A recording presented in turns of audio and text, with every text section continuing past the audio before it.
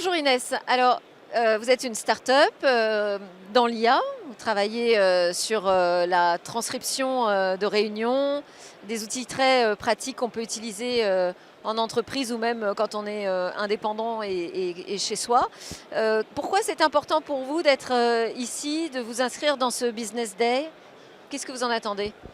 Alors aujourd'hui, on a décidé de venir et de participer au Business Day pour montrer qu'il y a des IA souveraines en France, qu'il y a des équipes françaises, des technologies qui peuvent répondre à la demande et au marché, qu'on peut avoir aussi de l'innovation à la française, mais aussi sécurisée, donc avec des assistants personnalisés que nous avons créés pour les entreprises en France, en Europe, mais aussi partout dans le monde.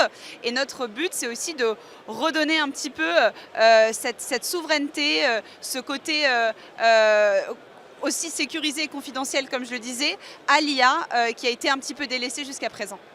Et alors vous étiez au sommet aussi au Grand Palais. Vous avez pu présenter votre solution. Quelle a été la réaction en général? Alors, la réaction a été quand même assez intéressante pour nous parce que grâce à ça, on a pu avoir une crédibilité auprès des gouvernements étrangers. On a pu se faire connaître d'entreprises étrangères qui ne nous connaissaient pas. On a pu échanger aussi avec d'autres chercheurs français sur des innovations. Donc ce sommet a été très pertinent pour nous pour présenter ce qu'on fait aujourd'hui, ce qui n'a pas été le cas jusqu'à présent avec les événements actuels. Et alors vous êtes une femme dans le numérique, dans l'intelligence artificielle, on en manque tellement.